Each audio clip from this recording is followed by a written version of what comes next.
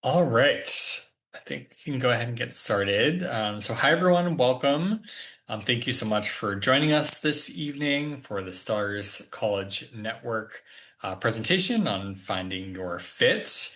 I'm joined by some of my wonderful colleagues. We're just going to do a quick round of introductions before we get started. But my name is Ian Gregory Davis. I am the Director of Rural Outreach and the Stars Program Director at Columbia University. I'll pass it over to Chad.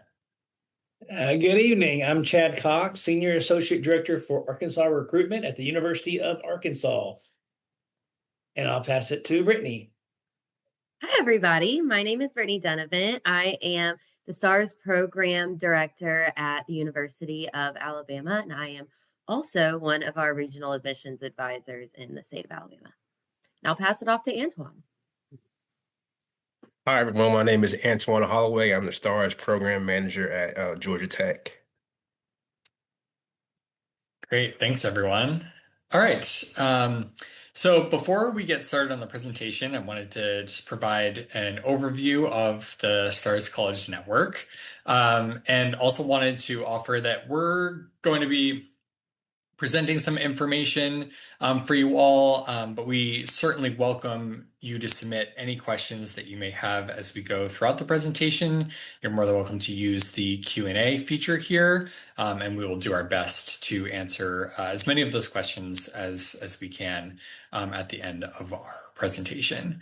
But just a brief overview of Small Town and Rural Students College Network. This is a network of about 32 colleges and universities from across the country that are dedicated to working with high schools and access organizations to widen pathways to higher education for rural and small town students. Here you can see the list of institutions that are currently a part of the network. I think as you can see here, it's a really wonderful mix of both private and public institutions, small and large, from across the country. So there may be some schools on here that you're particularly excited about and thinking about applying to, or some schools that you haven't even heard of before. And this is, part of why we provide some of this information at the beginning of each of these presentations, so you can get to know a little bit more about the work that we do as part of the network. So there are a range of initiatives that we all take part in here. So I just want to highlight a couple of them. The first is that the STARS Network does travel to rural and small town communities. So in the past couple of years, we have participated in larger group travel trips with somewhere between 15 to 20 of the STARS College Network schools traveling to different regions of the country. We feel that it's very important to visit these spaces, right? And really get to know rural and small town students in their own space. And we love getting to connect with students, their families, and counselors. So this will continue. We are generally doing about 2 of these larger group trips in each fall and each spring. We're also offering free programs on our campuses. So there are a variety of STARS schools that are offering both the opportunity to be driven in or flown in to our universities to visit campus. These are generally 2 or 3 day events. Just from Columbia's perspective, we offer a fly-in for about 30 students that are in the fall of their senior year for a 3-day, 2-night experience on Columbia's campus to explore Columbia as well as New York City. This is all expenses paid, right? Free trip for students and family members. So we offer it for students in their senior year, but a lot of other STAR schools will be offering this opportunity to either rising sophomores or rising juniors. So wherever you may be in your high school experience, I highly, highly recommend checking out the Stars College Network website, heading over to the events page, where you will start to be able to see quite a few of those fly-in and drive-in opportunities that are going to be posted on that page coming this summer when a lot of the applications open for those events. And then we, of course, offer quite a few virtual opportunities, such as this evening's webinar, amongst many others. So we are offering virtual opportunities throughout the entire year on a whole range of topics. And so if you like what you hear tonight, you're more than welcome to continue attending some of these webinars that really are, a broad range of different topics.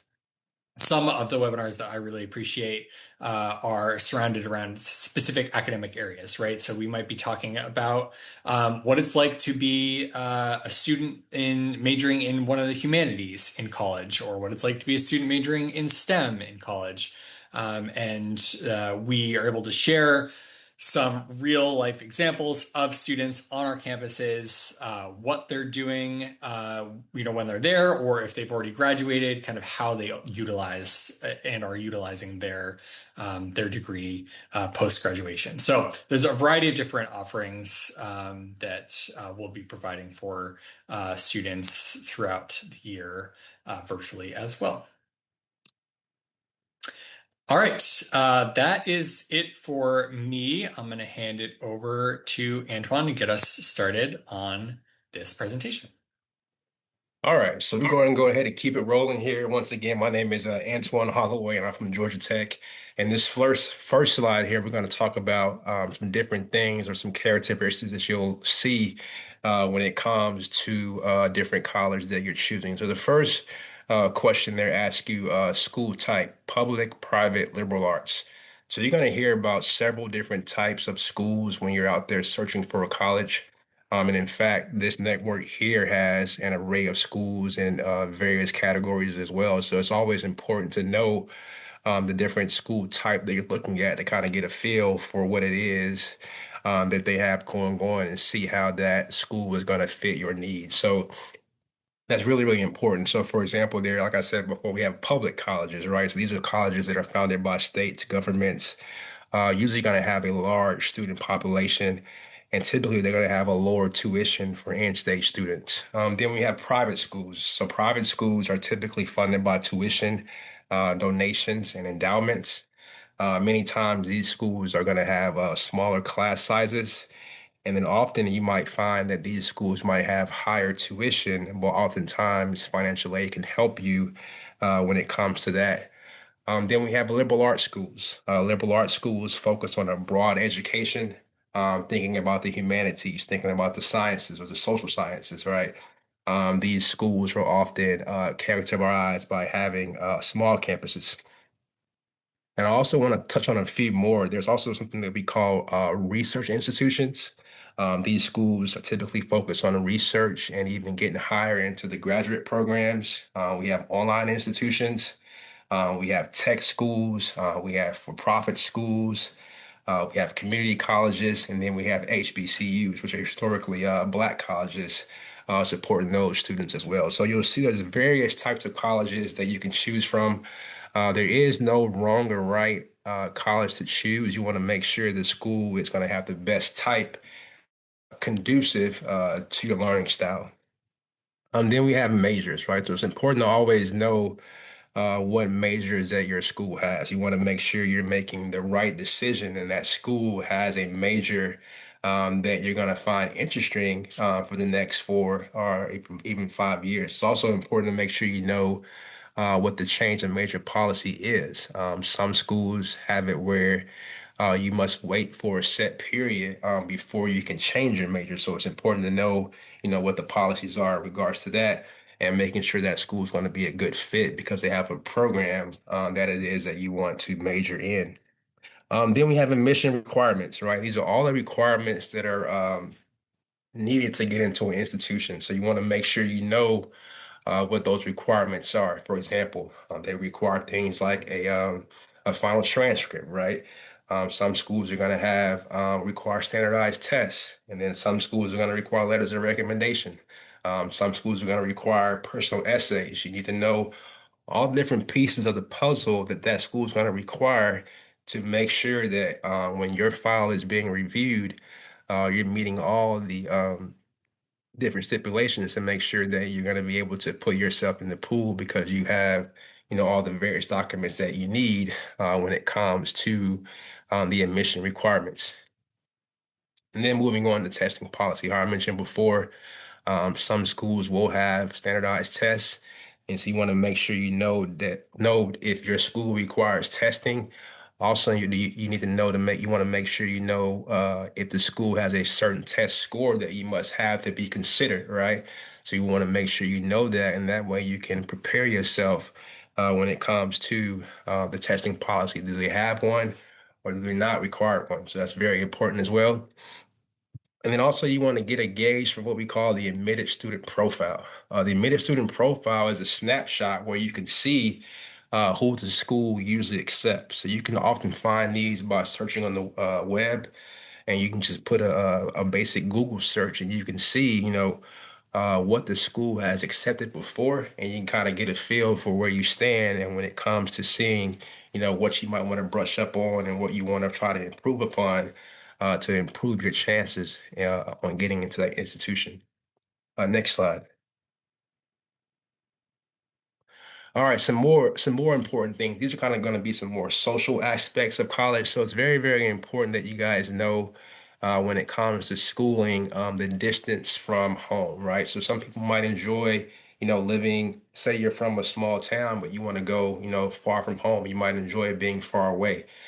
Some students might not want that. They might want to be close to home. So you want to know, where the school is and where the distance is, from your home, because that's going to come into play when it's time for things like breaks and holidays. You want to make sure you're able to get home and you know how long it's going to take you. And that's very important when it comes to that.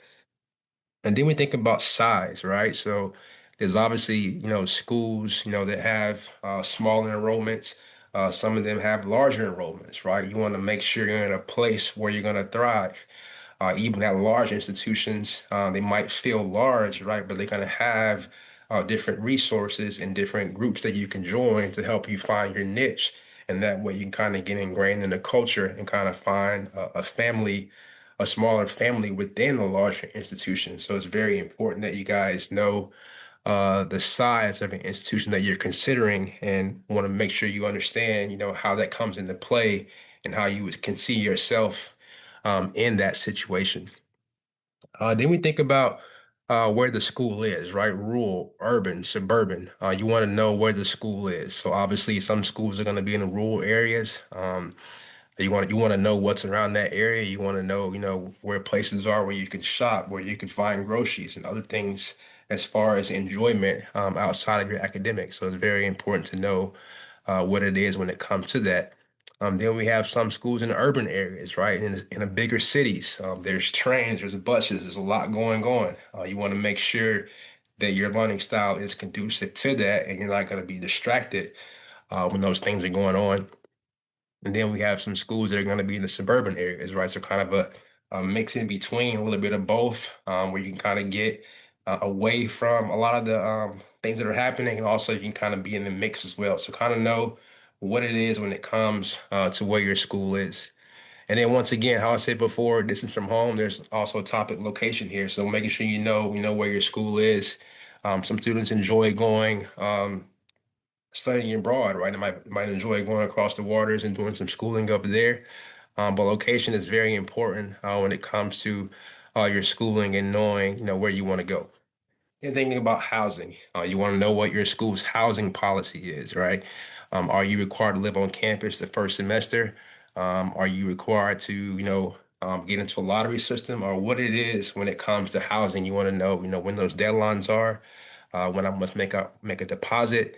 And you want to make sure that's on your radar, because at a lot of schools, when you miss these deadlines, it's going to put you guys on the back burner when it comes to housing. You might be on a wait list, and it's going to make you more stressed out. So it's important that what those housing requirements are at the particular school that you're looking at. And thinking about climate, right? So weather is very important. You want to make sure where it is you're going to school, and make sure you have the proper clothing, when you get there. If you're going to go up north, be prepared for snow, be prepared for a colder climate. Make sure you have clothes that you can get, or you have clothes that will prepare you for that weather. If you're going down south, we have a lot of pollen, we have a lot of hot days, so it's very important that how the climate is and how you can see yourself in that climate, and making sure, once again, it is a good fit for you. Next slide. Also here, once again, kind of piggybacking off the social aspect, many of our schools are going to have various different club activities that you can join. So we not just care about you academically, but we also care about you socially, right? We want to make sure you can find a good place that you can get in. And so when you're not in class, you have different things that you can do, various things that you can join outside of class to meet people, kind of build your network and build some camaraderie outside of classes. So things like are going to be important. Student clubs or organizations. Some schools have what they call learning communities, where you can be in classes and living with a group of kids, typically around a certain theme. Then some schools are going to have various professional organizations that you can join within the different majors. So there's going to be networking opportunities there. Obviously there, if you're an athlete, many schools are gonna be Division I, Division II, and then we also have various club sports that you can join as well. Also entertainment and theater is also very cool. Many of our schools are gonna have great theater programs that you can join if you enjoy going to plays, enjoy listening to good music. They're gonna have various choirs, various orchestras and things that you can do and kind of get a feel for and have some entertainment outside of the classroom. Also, there thinking about the campus and local community culture, it's very important to know, what your surroundings have in them. So things like grocery stores, places where you can go study off campus, and just knowing what your community has around it, where you can kind of make yourself feel at home, even though you're going away to school, but you have an where you can kind of meet off campus and meet some students and kind of enjoy that campus community. And then last but not least, there, the support services, right? The support services are very important when it comes to you fitting into a school and thriving, where you are. It's very important that you know how to reach the academic advisor, how to reach the support systems when it comes to tutoring, when it comes to mentoring, right? Making sure you can find those resources, because when you need help, you want to make sure you go to those places and they can assist you with anything that you might have. And also, if you do need access to the various things such as disability services as well, they'll be able to help you when it comes to that. So once again, these are going to be some important things to help you when it comes to getting acquainted and picking a school. All right, thank you. Great stuff to remember. Absolutely. I love talking with students, and really the question I throw back at them all the time is saying, well, what's important to you? Obviously, academics are a part of that. There's a whole experience that goes along with college. So really be thinking about some of those things that Antoine mentioned. I want to talk a little bit about cost. Obviously, that's an important topic. That you hear about students all the time and the concern with the cost of college. There's a lot of ways to make college affordable. But the first place to start is to understand the language we use to explain what is cost all about. So we're going to use this term called cost of attendance. It's right there in the middle. What this is a set of what the expected cost to attend a school for 1 year will be. That is made up of a couple of different things. Some of those things are direct cost, like tuition, fees. These are things that you will be charged by the university. If you're living on campus, your housing, your meal plan may also be a direct expense because you're paying the university directly. Then there are also indirect expenses, such as travel. These could be things like, are you going to be living near campus and having to travel or commute? Are you going to be traveling by plane twice a year to go back and forth to home? Those types of things, insurance, gas, those types of stuff. Also, estimated personal expenses, right? You know what type of student you are. Some students get by on $100 a week, some need $100 a month. It just depends on what you want to do. So those personal expenses are going to be things like how many times you're going to order a pizza rather than using your meal plan, haircuts, clothes, buying your books, those types of things, right? So each school does surveys to kind of get an idea of what their student spends. So again, when you look at cost of attendance, it's going to look like this random extra amount added to your bill, but it's nothing you're going to be billed directly. It's just kind of the cost of doing business, right? Expenses that are typically incur. So that's going to be the big number when you look at schools. It is really easy to look at that number and be afraid and decide that school's not for me. And I would say that is one of the biggest mistakes that you can make, because what you really want to figure out is what that net cost is. That net cost looks at that cost of attendance, but then it subtracts all types of financial aid. Financial aid could be gift aid, such as grants or scholarships. These are things that you don't have to pay back. They could be merit based, so based on your grades, your test score. They could be need based, based on your finances and things like that. Or it could be some combination. It could also be based on talent, right? If you're a theater major and you have great performances, maybe you could have a scholarship based on that, or things for art, or whatever it may be. Then there are some self-help aid, like loans and work study. So a student loan, we hear a lot about student debt in the news. And one of the best advices I can tell you is student loans are not the end of the world. Student loans are a very helpful tool to invest in yourself if you do it responsibly and manage it correctly. If you live like a college student while in college, you don't have to live like a college student after college, right? A lot of things like that. So every student will be eligible for a student loan as long as you submit a FAFSA. That doesn't mean you have to take it. Just know it's on the table if that's something that would be helpful for you. And then a lot of students will qualify for work study. Work study are positions around campus or even off campus in some cases that are partially funded by the federal government, or we have institutional scholarship. We have institutional work study here as well. So basically, where the funding comes from. It's also very similar to just student work on campus, right? We have tons of student employment on campus that may or may not be directly tied to work study funds. And when you figure out financial aid, students all the time ask me, what do I need to do to get a full ride scholarship? And what I tell them is really you want to think about multiple sources, because if you put your name in enough hats, then you can be funded on multiple sources. So there's the federal government, right? That's the federal money, like the FAFSA, the Pell Grant determines how much money you can get with that. Student loans are usually federal based as well. And then there are state funds. So look at your individual state. In my home state of Arkansas, we have a lottery where it gives scholarships to students to go to college. Now, the thing with state aid is that typically will only be good in that state, right? So if you're a student from California and want to come to Arkansas, if California has a state-based aid, it typically will not go across state lines. Same thing for Arkansas. And then there are institutional funds. These are the scholarships that most people talk about. These are the scholarships from the admissions office or the Department of Engineering, the performance scholarships, band scholarships, things like that.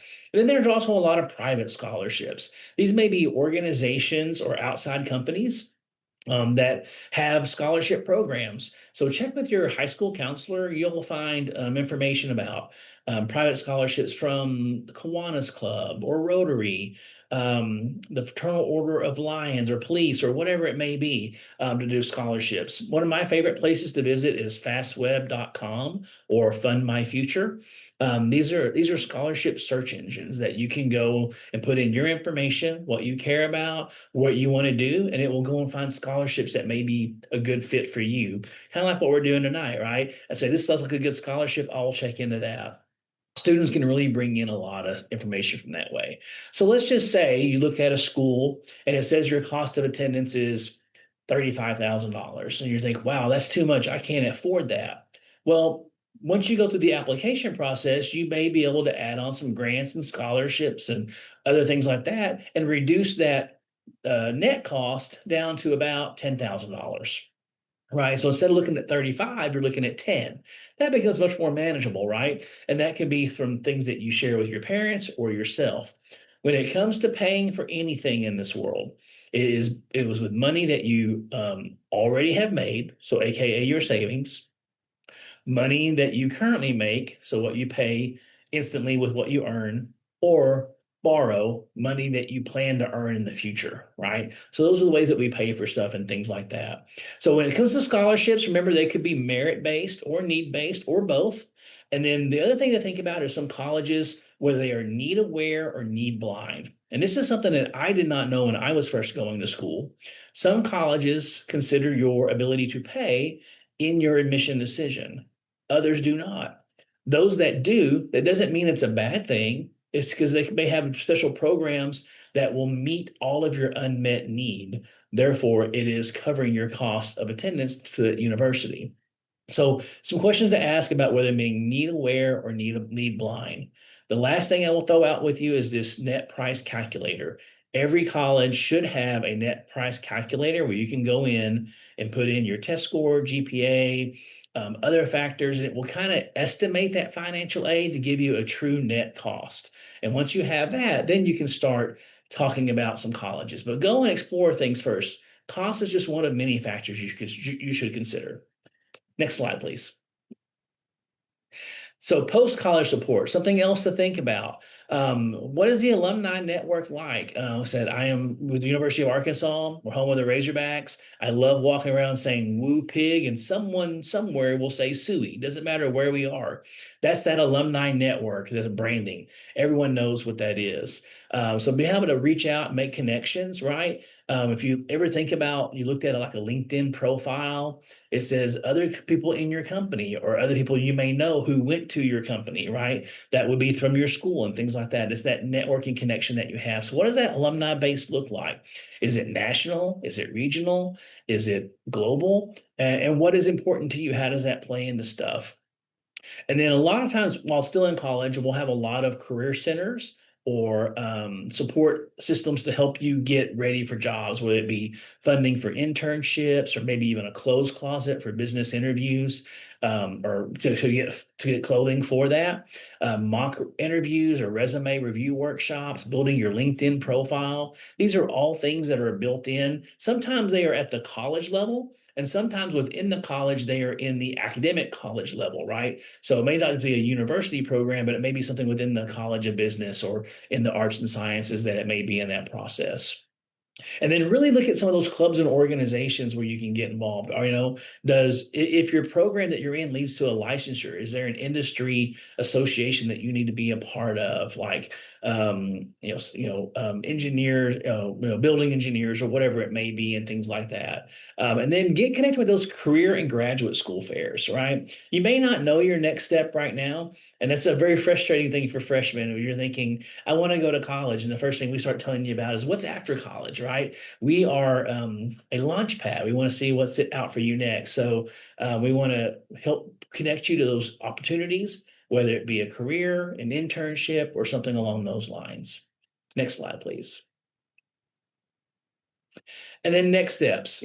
I think one of the best things that you can do, hands down, is visit campus. So take advantage of some of the programs that Ian mentioned earlier for the fly-in or drive-ins to go visit campuses. Go to a nearby campus. Go to something big. Go to something small. Go to something private. Go to something public. They all feel different. And it's not that one feels right and one feels wrong. It's that one feels right for you. Somewhere where you can envision yourself being happy, successful, comfortable, and you can just see yourself fitting in with the student body. The best way to do that is just to get it under your feet. You can learn a lot from websites. AI will tell you some stuff as well, but there is no substitute for feeling how a campus is. And also give us some grace. We can't control the weather. If you visit campus on a rainy day, it might not be the best experience for you. So come back and see it on a sunny day. But just like when you're a student in college, you're going to have those days where it'll be harder to go to school and you're kind of sleepy because you had a late night or something like that. So you're going to need those motivations. So everything's a little different like that. But visit the tours, visit the colleges. Most of them will see a campus tour where you can see what you're looking at, maybe sit in on a class, maybe even visit overnight and visit with a student and what that's like. Student ambassadors to give you tours of campus, visit with academic colleges and departments to learn more about what they expect of a student and what you can expect from them to help you be successful for your next step. And then tons of summer camps. So many great ways to explore schools, right? Maybe there's a school that has an architecture camp or a band camp or a music camp. There's tons of ways to get connected, and get a little bit of taste of that experience, even over the summer. A college campus feels very different in the summer than it does in the fall and the spring when students are here and very vibrant. So think about that. And then the last thing I want to talk about is that research the funding opportunities. That's really your private scholarships. If you pull up fastweb.com and you just spend an hour a week looking at scholarships, and you do that for 2 years as you're leading up to going to college, you're going to have a substantial knowledge base of information to pull from to help fund your college. And I think I'll turn it over to Brittany on that one. All right, thanks, Chad. So we are going to go ahead and jump into the bucket model for college choice.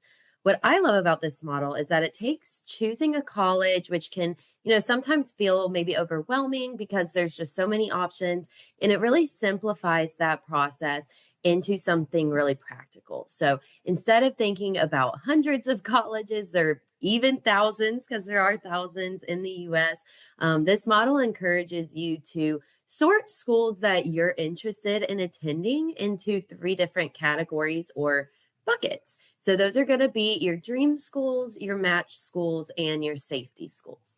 So first you have your dream schools, and these are the schools that you are really, really, really excited about. These are the ones that you think would be at the very top of your list, the ones that you feel like are a perfect fit for you. Maybe you went and visited campus like Chad was saying, and you just really felt like you fit into the student body. You feel like it's a perfect fit for you. A lot of times these schools have great programs and a really strong reputation, which can make them a little bit more competitive to be admitted to. So this means that admission isn't guaranteed, even though you love the school. Then we have our next bucket, which are your match schools. And these are usually going to be the sweet spots for students. So typically your academic profile, things like your GPA, your test scores, they line up pretty well with what the school usually admits. So there's a strong chance of being admitted at this school. And ideally, these schools would align with you on a personal and a financial level as well, making them a really great match for you. And then the last bucket you have is your safety schools. So these schools are where you are really likely to be admitted. Your academic profile and your involvement in high school tends to exceed the requirement for admissions. Something to note is that it is still important that you would really be okay attending your safety schools, because one of those schools might end up being the school that you end up attending. So, this model is really about managing risk when applying for college. You want to make sure that you're not limiting your options by only applying to your dream school and risk not getting in and not having a backup plan. And at the same time, you don't want to limit yourself to only applying to your safety schools, right? And potentially miss out on being admitted to your dream school. So, the best thing to do is to create a balanced list across all three buckets. Make sure you put your dream schools in there and apply to those schools. You apply to schools that you think you match really well with, even if it's not your dream schools. And then, of course, apply to a couple safety schools as well. That way, you're maximizing your options and your opportunities. Next slide. So this slide is all about different types of application deadlines. So on this slide, there are four main types of deadlines, as you can see listed on the screen. We have early decision, early action, regular decision, and rolling admissions. So early decision and early action are really similar. They both allow you to receive your admission decision before the regular decision deadline. Usually it's around December. However, a very important difference, very, very, very important difference, is that early decision is binding and early action is not. So if you get admitted to a school where you applied early decision, then you are obligated to attend that school by a contract. If you get admitted to a school where you applied early action, then you are not bound, you are not obligated to attend that school again if you are admitted. You can still choose to attend somewhere else if that's what you want to do, if you applied early action, but not if you applied early decision. Then we have regular decision, which is what most students and your families are going to be familiar with. So, applications and regular decision rounds are usually due sometime in February or January, and decisions come later in the spring. So, this typically gives you a little bit more time to build your resume, but it can also be more competitive since the applicant pool is typically larger than an early decision or an early action round.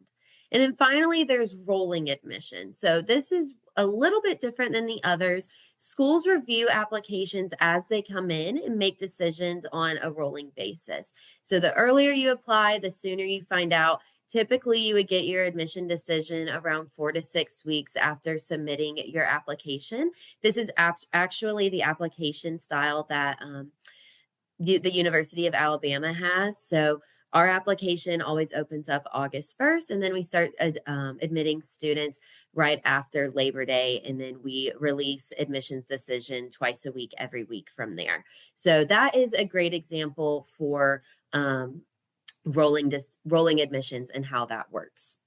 It's really important to remember that every school is different in the way that they receive applications as well as the way that they admit students. So make sure you research the admissions process for every school that you apply to. Some schools will have early decision and regular decision. Some schools will have early action and regular decision. Some schools will just have regular decisions. Some schools will have rolling admissions, like the University of Alabama. So again, just make sure you look into the application process in the admissions process. Do that research before you apply. I highly, highly, highly recommend looking into that this summer going into your senior year. So that way you are prepared in case you do want to apply early, such as how our application opens on August 1st. If you want to apply August 1st, or if whatever school it is that you're interested, if their application opens on August 15th, maybe you want to make sure that you're prepared to apply whenever it is that you want to apply to that school. Next slide. And lastly, something really important to remember, this quote says, "Don't sell yourself short. If anything, sell yourself tall and get altered later." So this ties back beautifully to the bucket model that we just discussed. Sometimes we can underestimate ourselves during the college search process or see a school's GPA or test score averages and think, oh my gosh, there is absolutely no way that I am going to get in. But this quote reminds us to challenge ourselves. So something that I like to say is if you don't ask, then the answer is always no. And in that sense, if you don't apply to your dream schools, then you definitely won't get admitted, right? You have to submit that application in order to be admitted. So even if admission feels like a long shot, apply anyway, aim high, take those chances, but also make sure you have those match and safety schools in place as well. All right. Thank you so much, Brittany, Chad, and Antoine for providing all this wonderful information about the college search process and the importance of ultimately finding the right fit for each individual student. We will take some questions now. I know that we've already answered quite a few of the questions that have come in, but we'll try to get to some of these other questions as well. So, one really great question, I think, particularly in this space, right, with students that are based in more rural and small towns that just geographically might be quite far away from different colleges and universities. One of our attendees is wondering, what are some ways we can visit these college campuses if we live pretty far away? So wondering if anyone has kind of any advice in terms of trying to get to a physical visit to campus, or other ways to visit a campus that might not be actually getting onto the campus. Yeah, Ian. I think visiting like far across country is a little more of a challenge, but your local high school may have access to a upward bound program or a trio program, something like that. A lot of times they will organize trips to colleges. We've had them visit us as far as 5 or 6 hours away. So definitely that is a way that you could maybe get on a low cost experience to go visit a couple of colleges and see different types along the way. One thing to add in, if you are, this happens all the time for students visiting Alabama. Students that are on their way to the beach for vacation with their family, or they happen to be about an hour away, maybe in Birmingham or maybe up in Nashville, that's about 3 hours for us. They will kind of take a different route to get to wherever they're going. And that way they can go through a few colleges. So in the SEC, if you do it right, especially the ones in the, or I guess just the colleges really in the South, maybe like the big state schools, you can really visit Ole Miss, Alabama, Auburn, Georgia Tech, UGA, South Carolina, kind of all along the same road. So a lot of people will do things like that where they may just on their way to the beach or on their way to the mountains or something like that, try to hit different colleges on their way in or out. Yeah, great. Thanks, Chad and Brittany. Those are, yeah, really, really good ideas of kind of ways to try to be able to visit campuses. I'll just add in this, when we were talking about the fly-in and drive-in opportunities, right? This is one of the reasons that the Stars College Network is offering these opportunities, right? Because we understand that it can be difficult to get to our campuses from a distance perspective or certainly from a financial perspective. And so that's why we want to offer the opportunity for students to potentially be flown in or driven in to see our campuses. And just echoing what Brittany had shared earlier, right? There's going to be a lot of opportunities as you go through your high school experience to apply for these fly-in and drive-in programs, and you certainly will not be admitted to these programs if you don't apply. So apply, right, to as many of these opportunities, as you can over the next couple of years.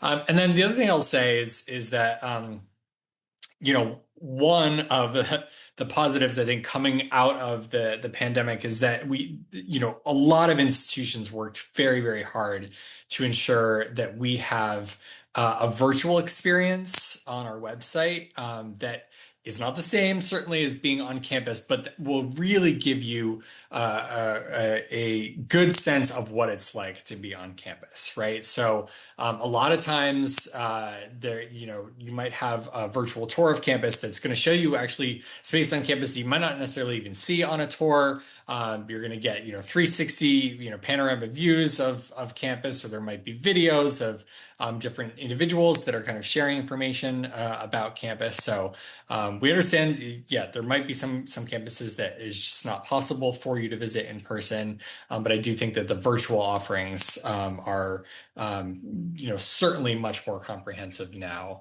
as you're continuing to look at different colleges.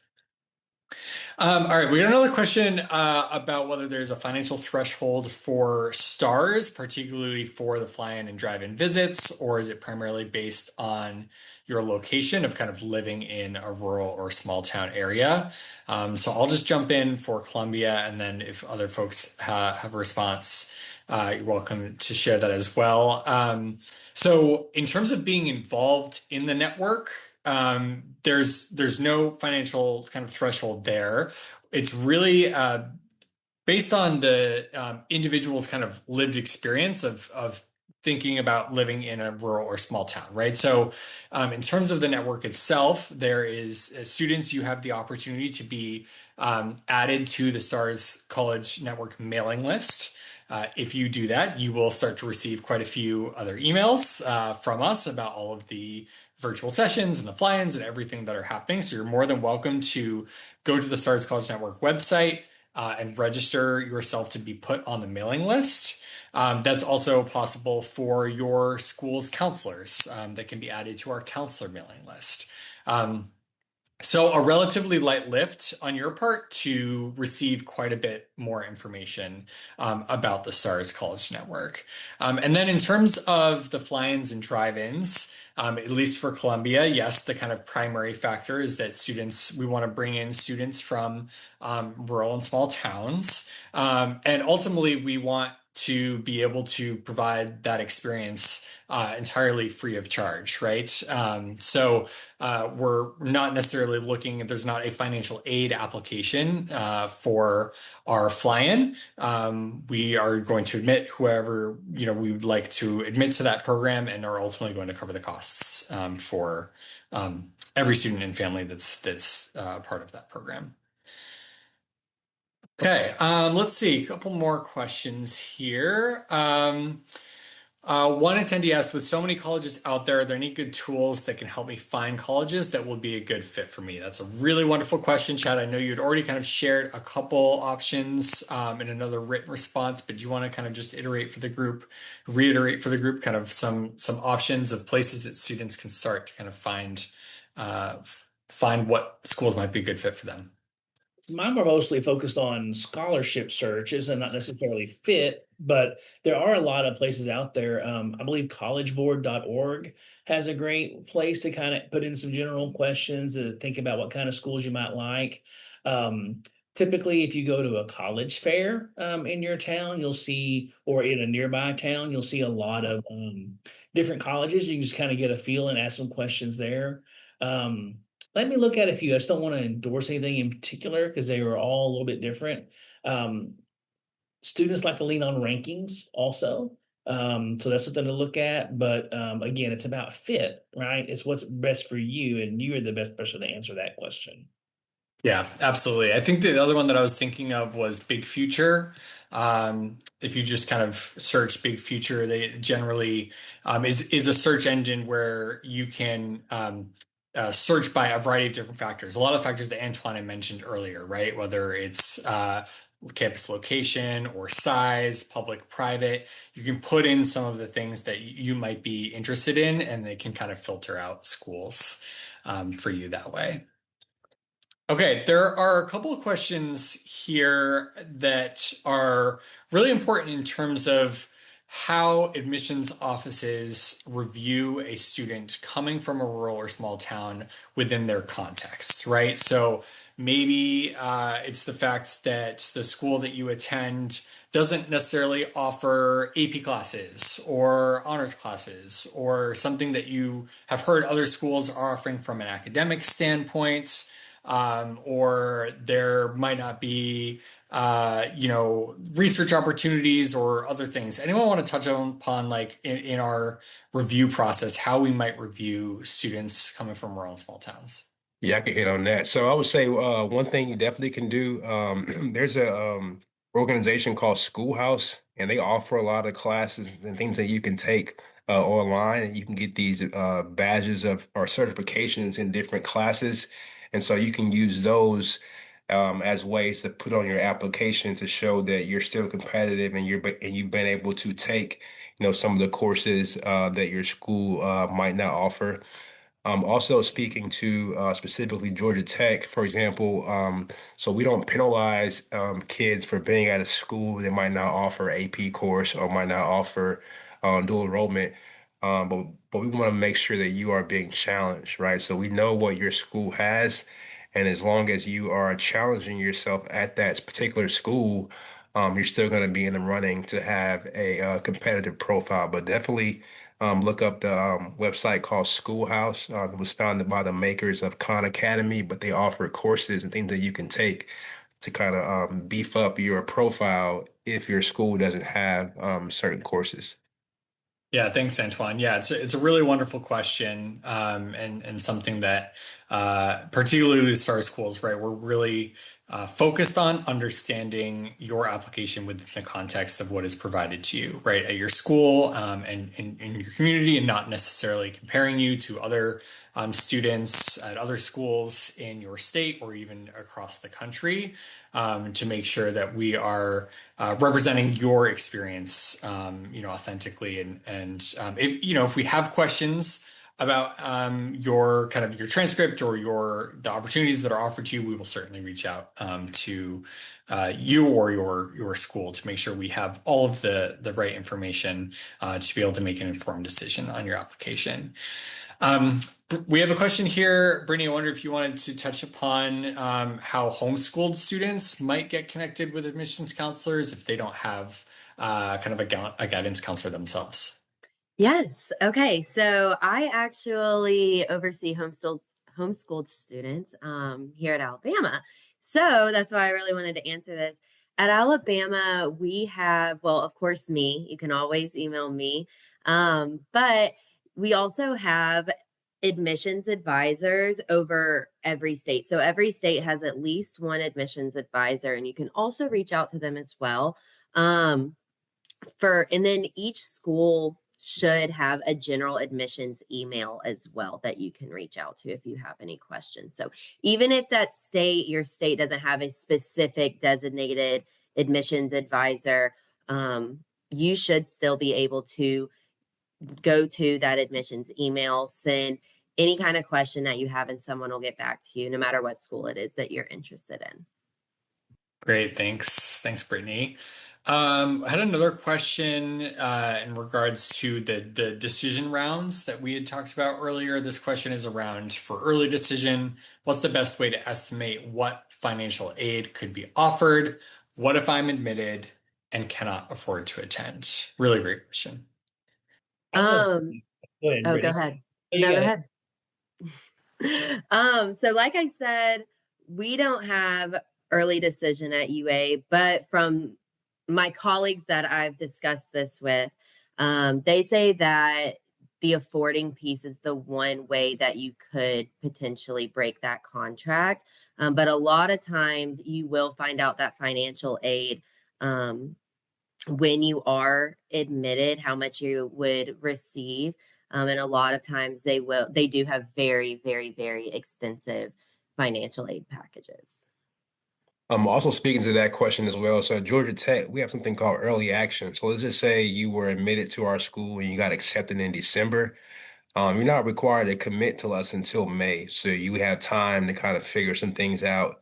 And it also gives financial aid time to build a package for you to see, what your needs might be and how they can best assist you. So we have that time built in if you are admitted during early action where you're not required to commit or deposit until May. So we give you kind of a buffer to kind of get things going and see what packages are going to be the best fit for you. And in most cases, May 1 is kind of a generally accepted decision day. Um, with the exception of early decision, most colleges will give you plenty of time to kind of weigh offers from multiple schools. Now, there are also some things that you might want to do earlier to avoid missing out on some opportunities, right? Um, I have a lot of students they want to know what kind of scholarship they will have before they apply. So you really can't say that all the time, right? So you've got to go ahead and sometimes you just got to put yourself out there, be vulnerable, and see what that comes out. But opportunity is everywhere. But the longer you wait, that opportunity window gets smaller and smaller and smaller and smaller. So be open, ask questions, and reach out and just keep following those questions. Yeah, and Chad had provided some great resources from a financial aid perspective. The one that I always like to highlight is My Intuition, the quick cost estimator that quite a few star schools participate in. That is not, you don't need your full tax forms for that. It's just a few questions that you'd be required to answer that can give you a pretty good sense. It's not the most accurate because it is a bit quicker, but it can give you a pretty good sense of what you and your family might be expected to contribute to your education. And so I think if you're considering early decision, checking it to see if the school that you're really interested in applying to early decision is on My Intuition, and if they are getting a sense from that estimator of what you might be expected to contribute. All right, we got a question about whether there's a list of STAR schools that offer fly-in and drive-in programs. It's a great question. Off the top of my head, I don't know that there is a list currently, but what I will say is that on the Stars College Network website, on the events page, is where all of the applications are going to live for all of these events. And so I would just continuously kind of bookmark that page, continue to check. I know there are some that are already listed, and many, many more will populate over the coming months for folks to be able to apply to those. Let's see. Okay, so someone, this is a good question.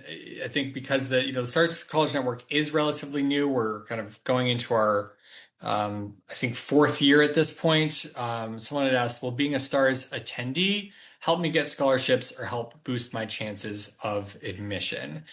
So again, I guess in terms of the contextual review of a student's application, but how might we review an application of a student that has indicated that they are have been a part of the SARS College Network throughout their high school experience? So every school is going to be different.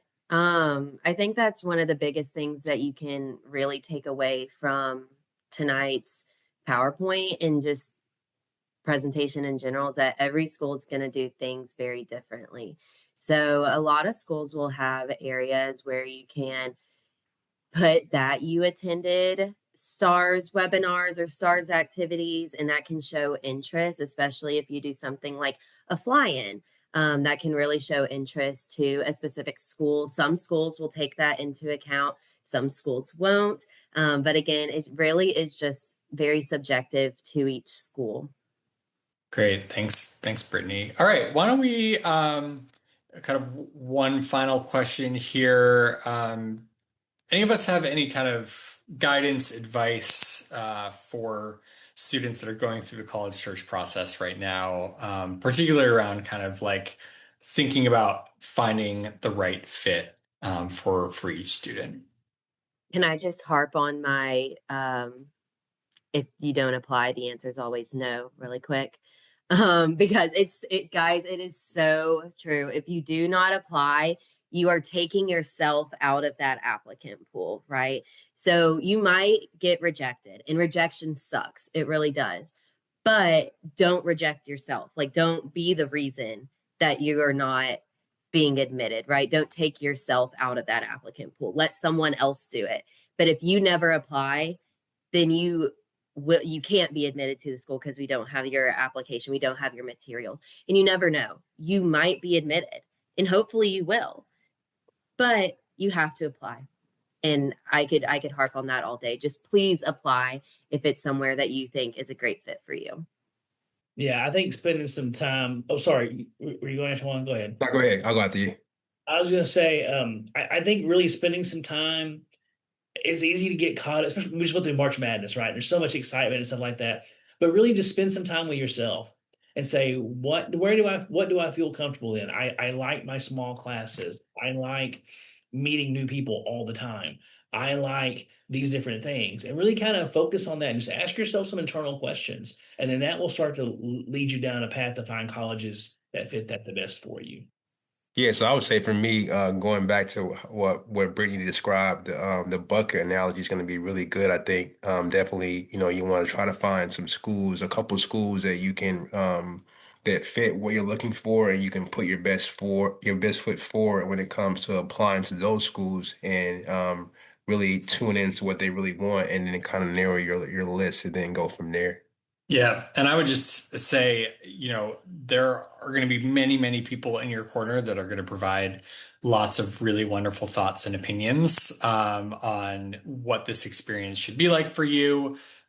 Trust your gut as best you can, right? Ultimately, you're the one that is going off to college and going to have this experience. Lean on those support systems, absolutely.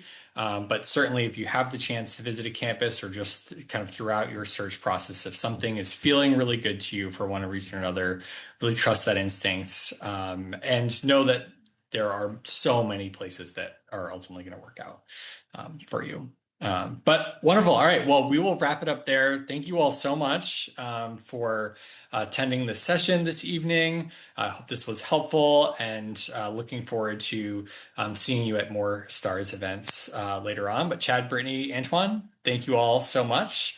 And we'll see you all later.